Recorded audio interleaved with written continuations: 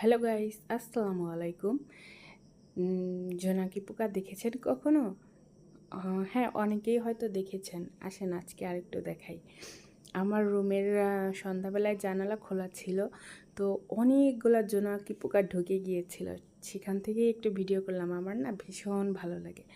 আর এই তো এর পরে চলে আসছিল কিছু গেস্ট, তাদের জন্য আমি নাস্তা দিলাম। তারপর হচ্ছে নাস্তা দেওয়ার পরে রাইস কুকারে ভাত বসিয়েছিলাম, আর হচ্ছে বেগুন ভর্তা দিয়ে সেটা একটু দেখালাম।